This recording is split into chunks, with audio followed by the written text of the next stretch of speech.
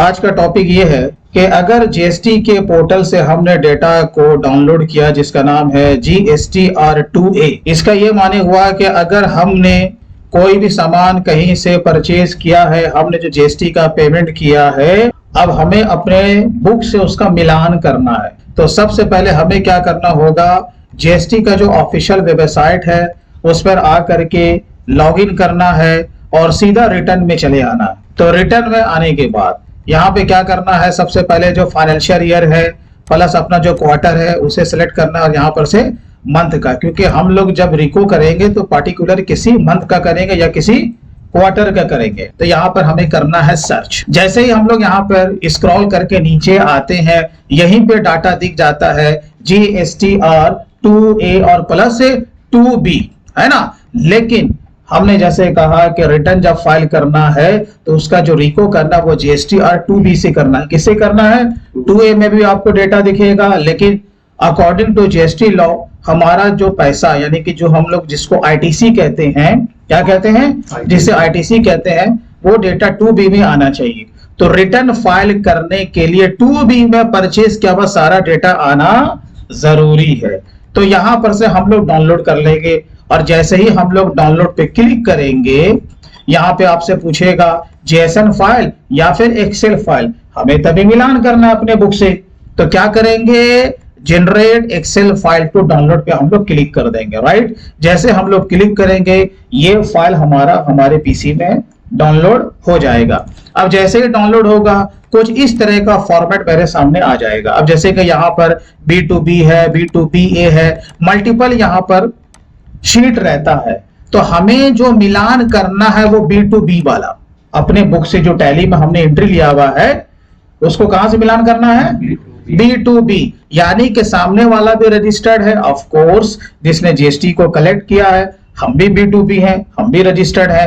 तो हमारा जो मिलान होगा वो केवल B2B से ही होगा। अब सवाल यह है कि अब इसे किस तरीके से हम लोग फॉर्मेटिंग करें कि हम इसका अपने बुक से टैली कर लें। अब इसके लिए क्या करना होगा, जो भी हमारा टैली है, जो भी कंपनी है, हम लोग क्या करेंगे, इसका जो भी परचेज किया हुआ डेटा है उसे हम लोग क्या करेंगे, एक्सेल में एक्सपोर्ट कर लेंगे। क्या करेंगे? एक्सेल में एक्सपोर्ट कर लेंगे। और जब टैली का डेटा हमारा जब एक्सेल में जब एक्सपोर्ट हो जाएगा तो सेम फॉर्मेट बनाएंगे जैसा कि हमारा यहाँ पे फॉर्मेट बना हुआ है। तो यहाँ पे जरूरत क्या क्या चीज का है, जैसे कि GST नंबर होना चाहिए, नाम होना चाहिए, इनवॉइस नंबर, इनवॉइस का जो टाइप है ये सब होना कोई जरूरी नहीं है, इनवॉइस का डेट होना चाहिए, इनवॉइस वैल्यू, और यहाँ पर प्लेस ऑफ सप्लाई RCM, यानी कि जो यहाँ पर रिक्वायर्ड है रखो और जो रिक्वायर्ड नहीं है हम उसे डिलीट भी कर सकते हैं। लेकिन अगर ये फॉर्मेट है भी तो हमें इसमें छेड़छाड़ करने की कोई जरूरत नहीं है। ठीक है, अब देखो कमांड हमें कैसे इस पे अप्लाई करना है, जैसे कि हम लोग फिल्टर करके इसमें आसानी से कर सकते हैं। तो कैसे करना है, सबसे पहले हम लोग क्या करेंगे, कहीं पर भी कर्सर रखो या नहीं तो पूरे रेंज को सेलेक्ट कर लो। क्या कर लो? पूरे रेंज को इस तरीके से सेलेक्ट कर लो। कर लिया। अब क्या करना है, कंट्रोल T। क्या करना है? कंट्रोल T होता है इसको टेबल में कन्वर्ट करने के लिए। कंट्रोल T, देखो जैसे हमने कंट्रोल T दिया तो ये टेबल में क्या हो जाएगा, कन्वर्ट हो जाएगा। यहाँ पर लिख करके भी आ रहा है, ये टेबल को कन्वर्ट करने का शॉर्टकट है, Ctrl+T।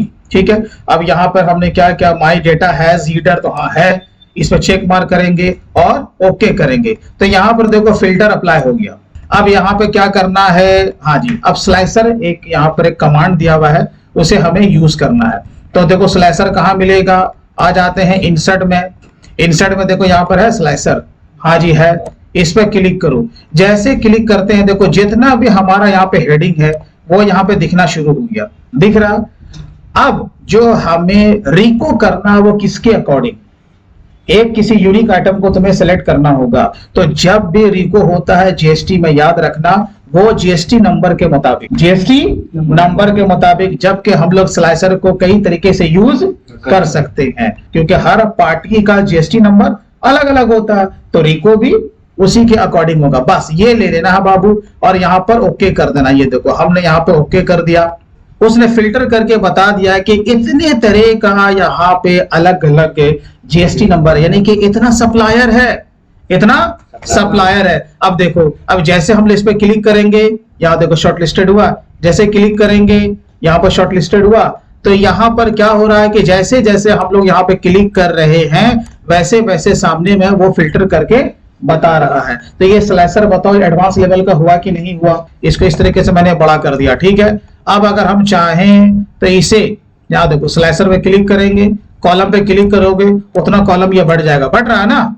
तो इस तरीके से भी हम इसे बांट सकते हैं, जितना जगह है हम उसको वहां पर उतने जगह में इसे एडजस्ट भी कर सकते हैं। जहां पे इसे तुमको सेट करना है हम इसको सेट भी कर सकते हैं, ठीक है। ये तो बात हुआ कि ठीक है सर यहाँ पे जिसपे हम लोग क्लिक कर रहे हैं वो उसी का सामने डिस्प्ले कर रहा। तो एक तो हमें रिको करने में आसानी होगा कि जिस पार्टी से हम लोग माल खरीद रहे हैं उस पार्टी का परचेज बिल हमें दिख रहा। लेकिन सर एक कमी ये है ना कि ये जो यहाँ पर वैल्यू इसका जोड़ भी आना चाहिए। क्या आना चाहिए? जोड़ भी आना चाहिए। तो वो कैसे आएगा? अब यहाँ पे एक चीज और सीखो, खत्म करना फिल्टर को, यहाँ पे क्लियर कर दो। क्या कर दो? क्लियर फिल्टर कर दो। यहाँ पे क्लियर फिल्टर हो गया, ठीक है। अब यहाँ पर आ जाना है जिसका जिसका हमें सम निकालना है, सबसे लास्ट में आ गए ना यहाँ पे। अब यहाँ पे क्या करना है, एक फॉर्मूला यूज करना है, नॉर्मल सम नहीं, सब टोटल में सम। क्या? सब टोटल में सम इक्वल टू सब टोटल ले लिया। अब यहाँ पे पूछ रहा फंक्शन, तो फंक्शन कौन सा लेना है? सम लेना है। क्या लेना है? सम लेना है। ये 9 नंबर है, राइट। हम 9 भी डाल देते तो भी हो जाता। अब कॉमा देना, क्या देना है? कॉमा। अब पूरे रेफरेंस को लेना, पूरा रेंज, मेरा रेंज यहां से लेकर के ऊपर तक है, ले लिया पूरा रेंज। हो गया, सिलेक्शन हो गया, इंटर को प्रेस किया।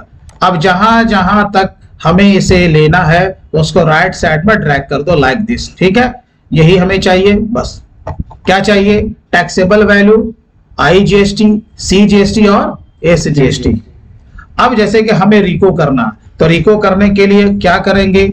आ जाएंगे होम में। रिको करने के लिए अब होम में आ जाओ। होम में आ गए सर जी, हाँ जी यही था ना, ठीक है। अब देखो जैसे जैसे क्लिक करोगे, हमने जैसे ये पहला नंबर लिया, देखो जैसे क्लिक किया देखो इसका टोटल जोड़ आया यहाँ पे। जब इस तरीके से रेंज को सिलेक्ट करोगे तो कितना आ रहा है जी? 15,120 रुपया। अब हम क्या कर रहे हैं, सेम ऐसा ही शीट हम टैली का भी बना के रखे हुए हैं, तो हम वहां से उसको मैचिंग हम कर सकते हैं। अब जैसे हमने दूसरे को फिल्टर किया, पता चल गया कि टोटल वैल्यू कितना आ रहा है, 6800 रुपया है। इस पर IGST कितना आ रहा है? 1224 रुपया। तो ये बताओ जैसे जैसे हम लोग जिस GST के नंबर पे, क्योंकि ये पार्टी का नंबर है, किसका नंबर है? पार्टी का नंबर है। तो जैसे जैसे हम लोग यहाँ पे क्लिक कर रहे हैं वैसे वैसे ये फिल्टर होके बता रहा है कि नहीं?